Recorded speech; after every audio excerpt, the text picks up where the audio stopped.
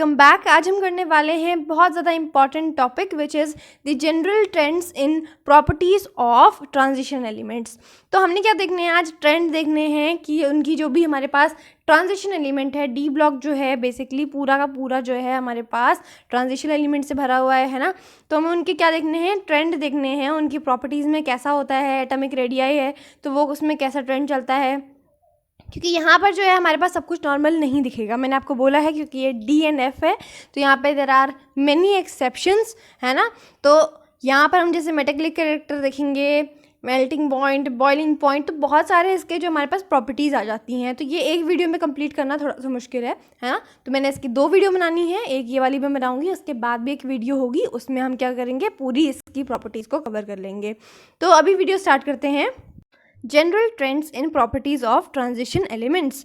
तो देखिए सबसे पहला क्या आता है, ट्रेंड हमेशा की तरह एटॉमिक रेडियाई, है ना। हम जानते हैं कि down the group atomic radii हमेशा क्या होता है, इंक्रीज़ होता है, और अगर हम जाते हैं अलॉन्ग द पीरियड तो हमेशा डिक्रीज़ होता है। बट अगर हम बात करें डी ब्लॉक एलिमेंट्स की, तो अगर आप यहाँ पे ध्यान से देखिएगा, स्कूटी वीसीआर में फिकोनिकोजन जो मैंने आपको बताया था, निमोनिक, है ना, तो स्कैंडियम, टाइटेनियम, वेनेडियम, अगर आप इसका सीक्वेंस देख रहे होंगे तो आपको कुछ एक जैसा दिखाई दे रहा है।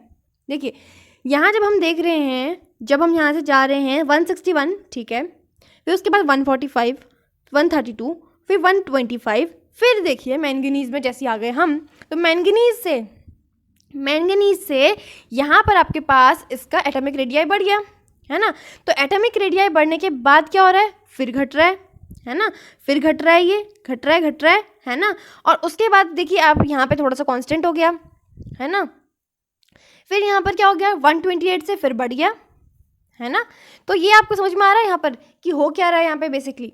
तो यहाँ पर हम इसको ढंग से समझेंगे और इसका क्वेश्चन भी करने वाले हैं, है ना, कि ऐसा क्यों होता है कि पहले हमारे पास स्कूटी, वीसीआर और मैंगनीज़ है, यानी कि scandium, titanium, vanadium, chromium, manganese है। यहाँ तक तो हमारा चलो ठीक है, क्रोमियम तक तो ठीक है, वहाँ पे अब हमारे पास डिक्रीजिंग जो नॉर्मल ट्रेंड होता है वो चल रहा है, कम हो रहा है ना।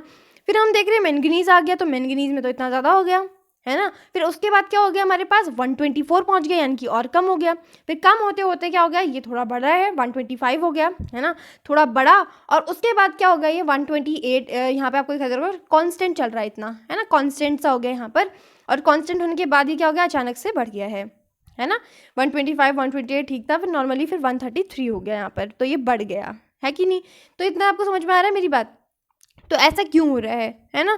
तो ऐसा क्यों हो रहा है इसको हम समझेंगे। देखिए क्यों होता है ऐसा, हम एक बात जानते हैं कि जो एटॉमिक रेडियाई होता है वो डिक्रीज होने की उसकी क्या वजह होती है। एटॉमिक रेडियस बेसिकली क्यों कम होता है, शुरू में जो होता है नॉर्मली वो नॉर्मल उसकी सी वजह है, वो है उसका इफेक्टिव न्यूक्लियर चार्ज, ZEF, है ना। इफेक्टिव न्यूक्लियर चार्ज कहते हैं हम इसे, यानी कि जो हमारे पास न्यूक्लियस है वो आउटर मोस्ट इलेक्ट्रॉन को अपनी तरफ अट्रैक्ट करता है, और अट्रैक्ट करने की वजह से उसका साइज छोटा होता है। इतनी बात हम जानते हैं। तो इतना जो था हमारे पास नॉर्मल ट्रेंड चल रहा था, यहाँ तक हमें कोई दिक्कत नहीं थी। बट जैसे ही हमारे पास आया मैंगनीज़, वहाँ देखो वहाँ पे साइज हमारा बढ़ रहा है, उसके बाद कम हो रहा है ना, कम हो रहा है उसके बाद। तो ऐसा क्यों हो रहा है ना, वापस से यहाँ पे कम होने लगा, कांस्टेंट हो गया, तो ऐसा क्यों हो गया। देखिए अब हमारे पास, हमें इतनी बात तो समझ में आ गई कि हमारे पास शुरू में जो था इफेक्टिव न्यूक्लियर चार्ज जो था, यहाँ तक इफेक्टिव न्यूक्लियर चार्ज की कहानी चल रही थी। अब यहाँ पर जो हमारे पास बीच में है, मिडवे में आपके पास दिखाई दे रहा होगा कि आपको अचानक से इंक्रीज़ दिखाई दे रहा है ना। यहाँ मैंगनीज़ वाले में इंक्रीज़ हो गया, तो ऐसा क्यों हुआ। तो यहाँ का रीज़न होता है, यहाँ पर जो हमारे पास शील्डिंग इफेक्ट होता है, सुना होगा आपने शील्डिंग इफेक्ट क्या होता है।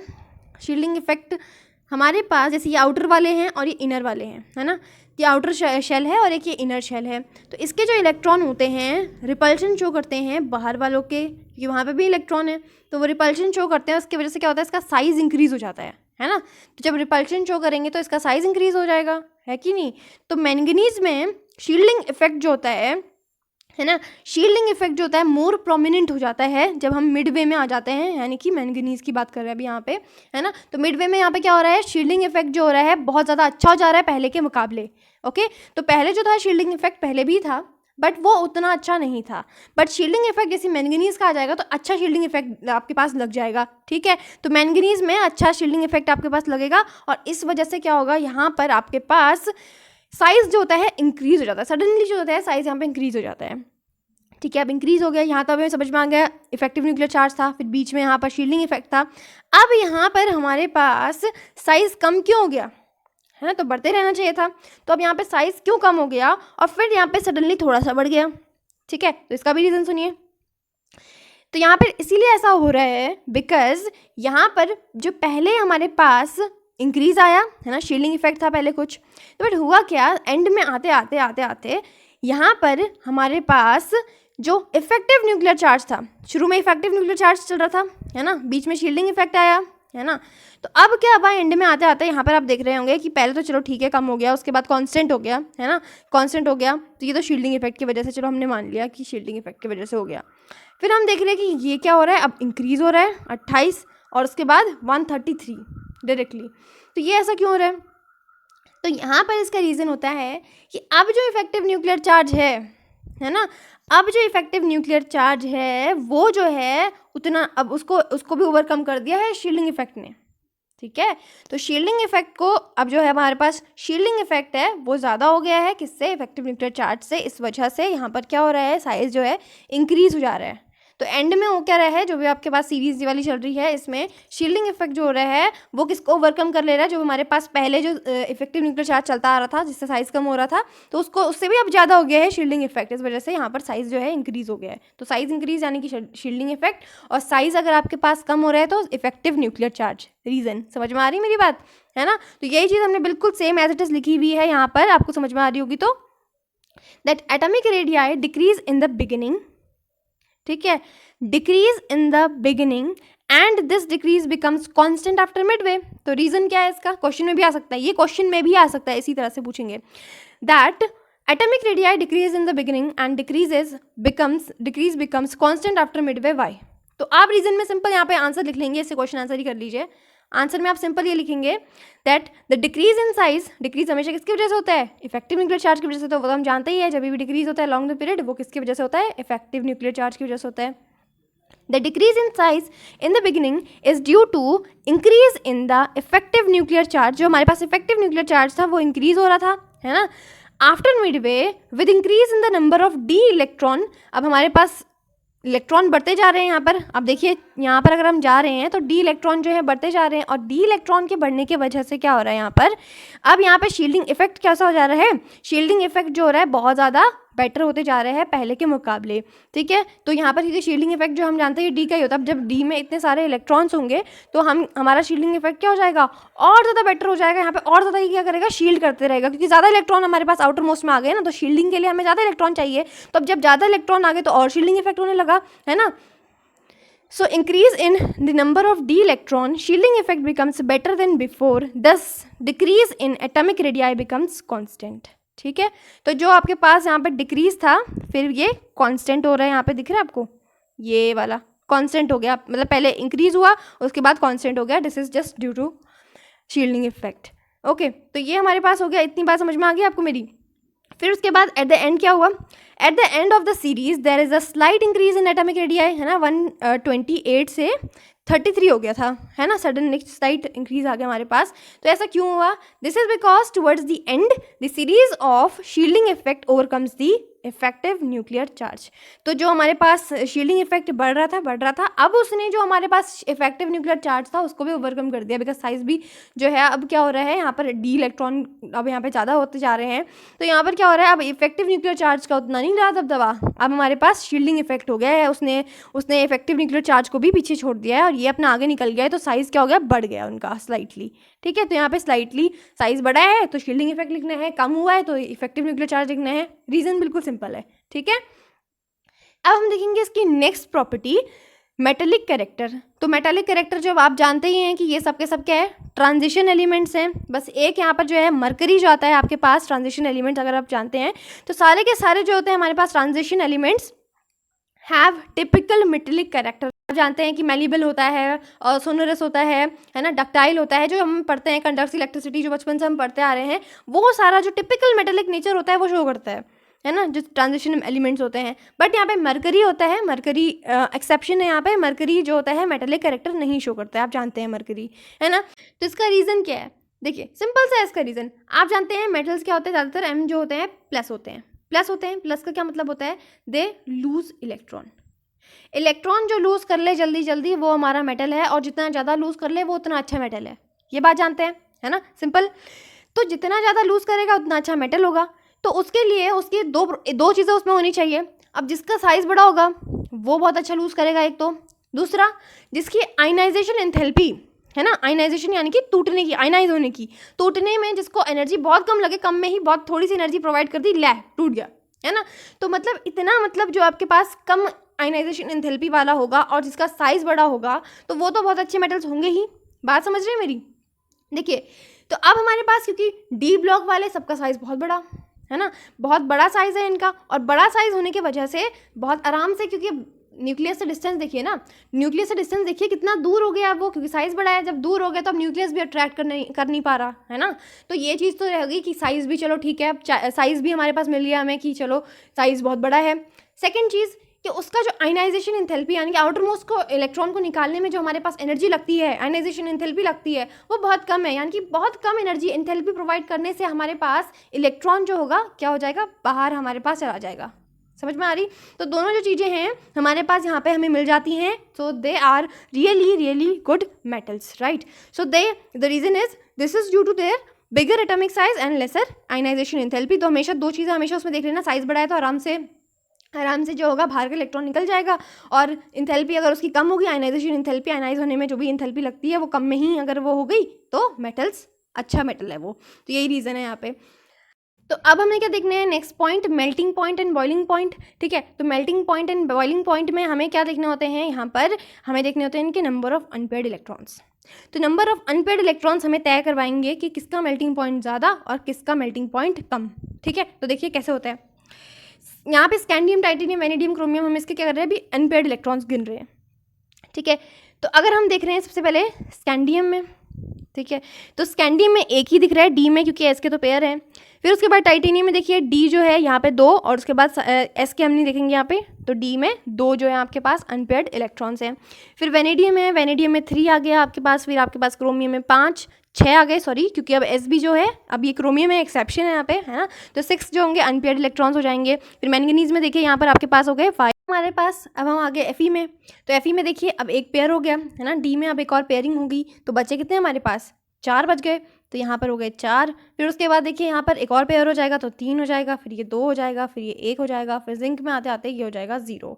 इतनी बात समझ में आ गई। तो अब आप देख रहे होंगे यहाँ पर कि जो आपका ट्रेंड है, यहाँ पर तो आप देख रहे हैं कि यहाँ पर जो है अनपेयर्ड इलेक्ट्रॉन जो हो रहे हैं इंक्रीज़ हो रहे हैं, है ना। तो नंबर ऑफ अनपेयर्ड इलेक्ट्रॉन क्या हो रहे हैं, इंक्रीज़ हो रहे हैं। Number of unpaired electron increase हो रहे हैं, और जितने अनपेयर्ड इलेक्ट्रॉन होंगे उतनी अच्छी बॉन्डिंग होगी, उतना ज़्यादा ये बॉन्ड बना पाएगा, है ना। तो स्ट्रेंथ कैसी होगी, बॉन्ड स्ट्रेंथ, क्योंकि हमें हमेशा क्या करना है, बॉन्ड को ही देखना है। बॉन्ड जितना जल्दी टूटेगा उतना जल्दा हमने उसी से कंपेयर करना है कि मेल्टिंग पॉइंट जो होगा उसके बॉन्ड पर डिपेंड करेगा, है कि नहीं। तो अब क्योंकि हमें यहाँ पे मेटेलिक बॉन्ड देखना है, मेटल है ऑफकोर्स, तो हमें मेटेलिक बॉन्ड देखना है, तो हम क्या करेंगे, यहाँ पर स्ट्रेंथ ऑफ मेटेलिक बॉन्ड देखेंगे यहाँ पर। तो क्योंकि यहाँ पर देखिए बहुत सारे अनपेयर इलेक्ट्रॉन है, तो बहुत सारा क्या होगा, बॉन्ड बनेंगे, तो उतना अच्छा स्ट्रॉन्ग, अब जब बहुत सारे बॉन्ड होंगे तो स्ट्रेंथ भी तो ज़्यादा होगी। तो स्ट्रेंथ कैसी होगी, यहाँ पर स्ट्रेंथ इंक्रीज हो जाएगी, स्ट्रेंथ ऑफ मेटेलिक बॉन्ड। तो strength of metallic bond increase होगा, और strength of metallic bond increase होने का क्या मतलब हुआ, अब हमें मेल्टिंग पॉइंट कैसा प्रोवाइड करना पड़ेगा, इतना स्ट्रॉन्ग है तो मेल्टिंग पॉइंट भी हमें हाई करना पड़ेगा। तो यानी कि इसका क्या मतलब हुआ, therefore melting point also increases. तो इसकी वजह से मेल्टिंग पॉइंट जो है इसे हमें बढ़ाना होगा। ठीक है, इतनी बात समझ में आ गई। अब आप देख रहे होंगे यहाँ मैंगनीज में तो कम हो गया, है ना, मैंगनीज में यहाँ 5 हो गया, कम हो गया, ऐसा क्यों। फिर उसके बाद यहाँ पे देख रहे होगे आपकी कम हो रहा है ना। तो यहाँ पर जो होता है मैंगनीज के केस में सडनली जो है हमारे पास कम हो गया, तो इसका रीज़न ये था कि यहाँ मैंगनीज में हमारे पास हाफ फिल्ड है, डी ऑर्बिटल कैसा है, हाफ फिल्ड है, हाफ फिल्ड, और हाफ फिल्ड हम जानते हैं कैसे होते हैं, स्टेबल होते हैं, और स्टेबल होने की वजह से यहाँ पर इसका जो मेल्टिंग पॉइंट होता है बहुत कम होता है। आराम से थोड़ा सा मेल्टिंग पॉइंट आप दे दो इसे, ये आराम से क्या करता है, बॉन्ड तोड़ देता है अपना। ठीक, तो ये इसका जो मेल्टिंग पॉइंट होता है वेरी लो मेल्टिंग पॉइंट इसका हमें दिखाई देता है। तो यहीं पे लिख लेते हैं इसको, वेरी लो मेल्टिंग पॉइंट। तो यहाँ पर ये very low melting point manganese की बात कर रहे हैं हम। फिर अगर हम यहाँ देखेंगे, फिर यहाँ देख रहे होंगे यहाँ पे 4 3 2 1 0, तो यहाँ पे नंबर ऑफ अनपेयर्ड इलेक्ट्रॉन कैसे हो रहे हैं, डिक्रीज हो रहे हैं। Number of unpaired electron decreases, और जब अनपेयर्ड इलेक्ट्रॉन डिक्रीज हो रहे हैं तो इससे क्या होगा, बॉन्ड स्ट्रेंथ डिक्रीजेस, तो वो भी डिक्रीज हो जाएगी, तो बॉन्ड स्ट्रेंथ BS डिक्रीज, और बॉन्ड स्ट्रेंथ डिक्रीज हो जाएगी तो मेल्टिंग पॉइंट ऑल्सो डिक्रीजेस, तो मेल्टिंग पॉइंट भी डिक्रीज हो जाएगा, तो मेल्टिंग पॉइंट ऑल्सो डिक्रीजेस। तो ये बात समझ में आ गई आपको। तो मेल्टिंग पॉइंट डिक्रीज हो जाएगा, शुरू में मेल्टिंग पॉइंट डिक्रीज रहेगा due to the strength, metallic bond की स्ट्रेंथ बहुत अच्छी होगी, बट बाद में क्या होगा, उसके पास अनपेयर इलेक्ट्रॉन जो हो रहे कम हो जा रहे हैं, और अनपेयर इलेक्ट्रॉन कम तो उतनी बॉन्डिंग कम, यानी कि strength of metallic bond decreases, और इसकी वजह से मेटेलिक जो हमारे पास मेल्टिंग पॉइंट होता है वो डिक्रीज हो जाता है। ठीक है, अब हम देखने वाले एक बहुत प्यारा क्वेश्चन जो हमारे पास मैंगनीज में आया है, मैंगनीज। ठीक है, तो why there is sudden dip, क्यों अचानक से यहाँ पर मैंगनीज के केस में हमारे पास मेल्टिंग पॉइंट इतना कम हो गया। Why there is sudden dip in melting point of manganese amongst element of first transition series, तो पहले सीरीज में तो ठीक से चल रहा था, अनपेयर इलेक्ट्रॉन बढ़िया चल रहे थे, है ना, तो ऐसा क्या हो गया अचानक से यहाँ पर हमारे पास इतना, इसका जो मेल्टिंग पॉइंट था वो कम हो गया, है ना, बढ़ रहा था शुरू में बट अचानक से कम हो गया। तो इसका रीज़न बहुत सिंपल है, मैंने आपको बता दिया है, this is due to the exactly half filled D orbital, इसका बिल्कुल हाफ फिल्ड होता है, और हम जानते हैं कि हाफ फिल्ड वाले क्या होते हैं, बहुत ज़्यादा स्टेबल होते हैं कि नहीं। So as a result d orbital in manganese, as a result the electronic configuration is stable, electronic configuration stable है, and hence electron are tightly held by the nucleus. समझ में आ रही है मेरी बात। तो इतना अच्छा है, यहाँ पर आप जानते हैं कि हाफ फिल्ड फुल फिल्ड जो होती हैं बहुत ज़्यादा स्टेबल होती हैं, ये बात तो आप जानते हैं। तो न्यूक्लियस उनको अच्छे से दबा के रखेगा, अपने पास रखेगा, है कि नहीं।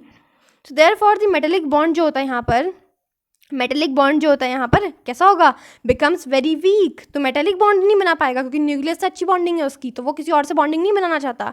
So therefore the metallic bond becomes very weak, तो मेटेलिक बॉन्ड अगर वीक हो जाएगा तो इसकी वजह से क्या होगा, मेल्टिंग पॉइंट भी तो डिक्रीज हो जाएगा, जब वो किसी और के साथ बॉन्डिंग नहीं बना पा रहा है, बिकॉज उसका खुद ही का स्टेबल है, अपना न्यूक्लियस के साथ अच्छी बॉन्डिंग है, तो वो किसी और के पास क्यों जाएगा, है ना। सो दस मेल्टिंग पॉइंट ऑल्सो डिक्रीजेस, तो रीज़न क्या है इसका, इसकी जो कन्फिग्रेशन है वो हाफ फिल्ड है, और हाफ फिल्ड होने की वजह से उसका मेल्टिंग पॉइंट भी कम हो जाता है, बिकॉज बॉन्ड स्ट्रेंथ उसकी कम हो जाती है। समझ में आ रहा है। तो रीज़न हमेशा बॉन्ड स्ट्रेंथ पे डिपेंड करेगा और नंबर ऑफ अनपेयर्ड इलेक्ट्रॉन पे डिपेंड करेगा। अब हम देखने वाले हैं नेक्स्ट ऑक्सीडेशन स्टेट।